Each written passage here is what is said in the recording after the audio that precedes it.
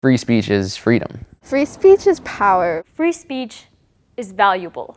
Free speech is criticism. Free speech is uncomfortable. Free speech is empowering. Free speech is undeniable. Free speech is critical. Free speech to me means that every single person can have their own beliefs, can hold those beliefs and not feel the fear that those beliefs are going to be infringed upon. It gives a lot of people power and the ability to speak if it's out of turn or if it's from the heart.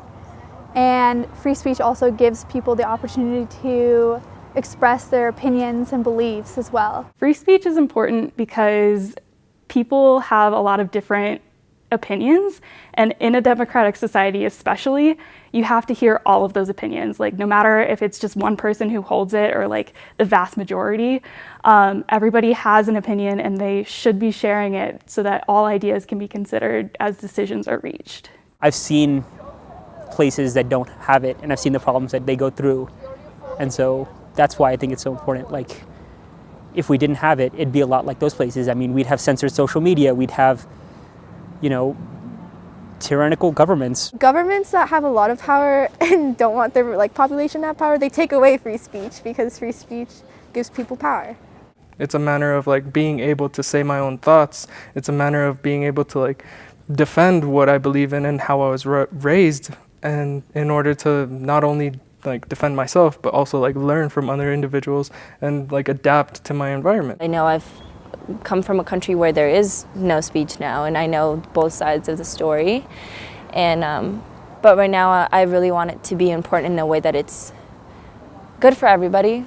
I want it to be important not just because we're allowed. I want it to be important because we want to use it in the right way. One of the things that I've struggled with free speech is that my opinion holds as much weight as the next person's, even if they're different.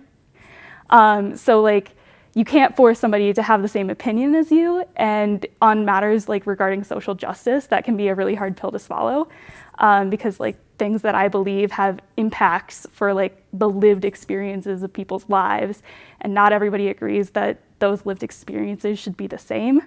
So I think that's one of those tensions that you have to confront, is that you can have a value, but other people's values are different, and grappling with those can be really difficult. It is important and it's valuable in that we can't grow as human beings, we can't grow as students and as learners until we're willing to confront our biases, to confront those things that we don't necessarily understand, and look at it face value and say, hold on a second, I'm right here, you're right there, but where's this gap? And why do I stand where I am, and why do you stand where you are? Not that you have to completely mesh together, but actually understanding how we develop the biases that we have and whether or not they need to be challenged. I think that's really important. You have to be vulnerable in order to make some progress in terms of self-growth and self-development.